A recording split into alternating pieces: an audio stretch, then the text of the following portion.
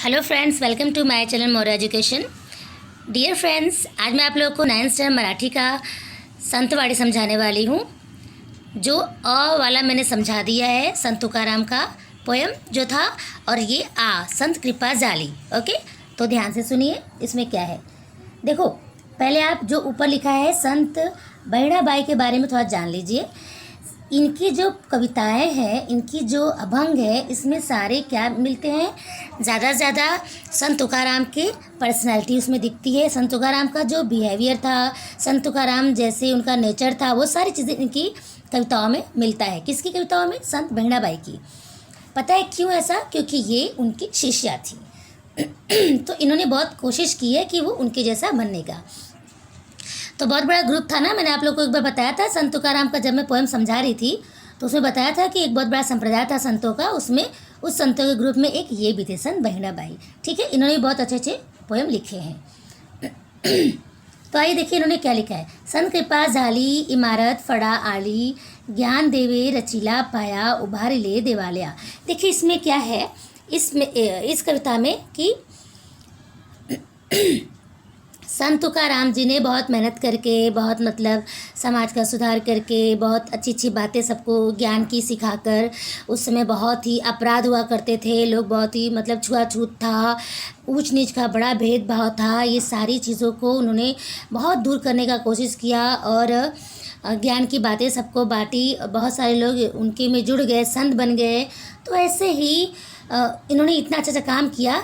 तो इस कविता में जो बहिणाबाई हैं, जितने संत हुए उस ग्रुप में, उन्होंने क्या क्या किया है, उन्होंने एक अच्छा सा वर्णन किया है। क्या बनाकर? जैसे कोई ज्ञान का मंदिर हो, ठीक है, उसको बनने में क्या क्या, सबका क्या क्या हाथ था। ठीक है, तो ज्ञान का मंदिर बनने में, जैसे कैसे एक इमारत बनने में, घर बनने में सबका अलग अलग रोल होता है ना। कोई नींव डालता है, कोई पिलर बनाता है, कोई टावर बनाता है, ये सब होता है ना। वैसे ही एक ज्ञान रूपी मंदिर बनाने में इन संतों का बहुत बड़ा हाथ था। ठीक है, तो संत ये बहिणाबाई जो है वही बता रही है इस कविता में। ओके, तो ये बोल रही है कि संतों की कृपा हमारे ऊपर बहुत अच्छे से हुई। संतों की कृपा हमारे ऊपर इतनी अच्छी हुई कि उसका एक मतलब फ्रूटफुल हुआ बहुत ही। ये इमारत फड़ा आली, संतों की ऐसी कृपा हुई कि ज्ञान की इमारत तैयार हो गई। और उस इमारत को बनने में, अब देखिए यहाँ पे किसका किसका क्या रोल था। ज्ञान देवे रचीला पाया उभारी ले देवालया। ज्ञान देव जो संत ज्ञानेश्वर थे, इन्होंने क्या किया, सबसे पहले इन्होंने तो नींव डाला। पाया मतलब फाउंडेशन, नीचे का। जैसे कोई घर बनता है तो ऐसे नीचे गड्ढा खोद के पहले ईंट रखा जाता है बहुत गहराई तक, तो वो नींव होता है ना। नींव मजबूत रहेगी तभी तो ऊपर का इमारत अच्छा बनेगा। तो ये नींव किसने डाली? ज्ञानेश्वर ने, संत ज्ञानेश्वर ने नींव डाली है। ठीक है, और ये देवालय मतलब उस मंदिर को उभारने के लिए, बनाने के लिए, तब जाके वो बना। ऊपर ऊपर ईंट रखा गया, मतलब वो ब्रिक्स, वो ईंट नहीं, मतलब कैसे, और लोग जुड़ने लगे और संत लोग जुड़ने लगे। ठीक है, तो इस तरह से वो ज्ञान रूपी मंदिर का इन्होंने शुरुआत किया। नामा तयाचा किंकर तेणे रचीले ते आवार।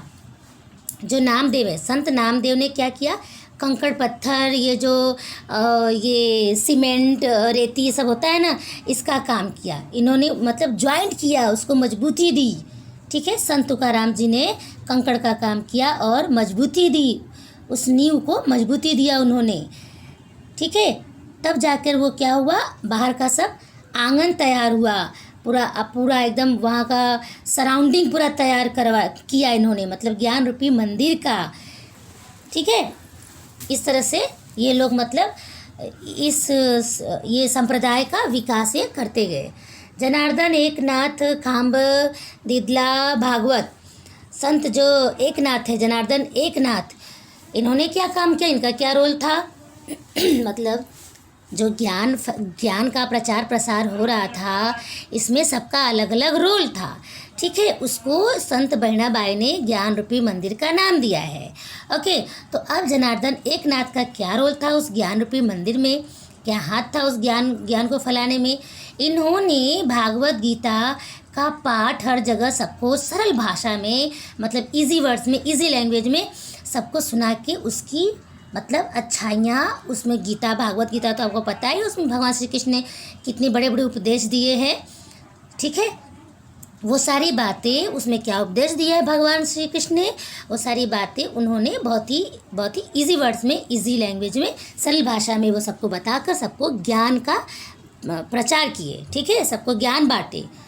तो इन्होंने क्या काम किया है, एक खाम्ब का मतलब पिलर का मतलब बहुत मजबूती डाल दिए उस ज्ञान रूपी मंदिर में।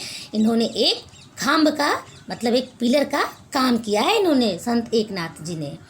तुका झाला से कळस भजन करा सावकाश, तुका झाला से कळस। और जो संत तुकाराम जो है उनका क्या रोल था, जैसे कोई मंदिर बनती है, मंदिर के बाद ऊपर आप देखते हो ना एक गुंबद जैसा एकदम टॉप पे एक सुंदर सा डिज़ाइन मटके जैसा ऊपर कलश जैसा रहता है ना, ऊपर पॉइंटेड रहता है, देखा है आप लोगों ने।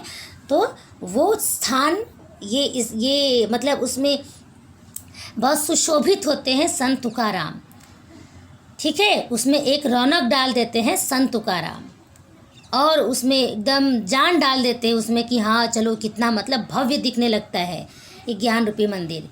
ठीक है, कैसे, ये भजन कर कर के हर जगह यहाँ वहाँ सब जगह भजन कर कर के अपने में सबको मिला लेते थे, सबको अपनी सारी अच्छी अच्छी बातें बताते थे कि भगवान के बारे में, विट्ठल देव के बारे में सब बताते थे। इस तरह सब लोग जुटते गए और एक ज्ञान का बहुत भव्य मंदिर। मेरे कहने का मतलब यहाँ पर सिर्फ वो जो मंदिर जो फिजिकली जो दिखता है, मैं उसकी बात नहीं कर रही हूँ। ऐसी मंदिर जो ज्ञान का जो प्रचार हुआ, ज्ञान लोगों में फैलाया गया, ये इसकी बात मैं कर रही हूँ। ठीक है, बहड़ी महड़े फड़कती ध्वजा निरूपड़ा केले बोजा, बहड़ी महड़े फड़कती ध्वजा निरूपड़ा केले बोजा। अब ये जो संत बहड़ी बाई जो है, इनका क्या रोल था, इनका ये रोल था कि ये अब ऊपर टॉप पे एक ध्वज के रूप में, झंडे के रूप में लहराने का काम करती हैं। वो एकदम मतलब हमेशा ये लहराती रहती हैं, अच्छे अच्छे काम करके सबको इनका ये सबका रोल बताने के बाद, ये क्या किसका क्या क्या रोल है, किसने कितना योगदान दिया है ज्ञान के प्रचार में, तो जो बहिना बाई हैं इनका क्या काम था, ये उस भव्य मंदिर पे ऊपर ध्वज का काम करती हैं और लहरा रही हैं। ठीक है दोस्तों, तो आई होप आपको ये कविता समझ में आई होगी। अगर कोई प्रॉब्लम होगी आपको तो आप कमेंट बॉक्स में प्लीज़ प्लीज़ प्लीज़ कुछ भी लिख कर दो, मुझे बहुत इंतज़ार रहता है। ठीक है, तो मिलते हैं नेक्स्ट वीडियो में। और हाँ, मेरी वीडियो को लाइक करो, चैनल को सब्सक्राइब करो, और ये जो मैंने समझाया ये सारी चीज़ें आप अपने फ्रेंड्स को भी बताओ, शेयर करो। ठीक है फ्रेंड्स, चलो बाय, थैंक यू।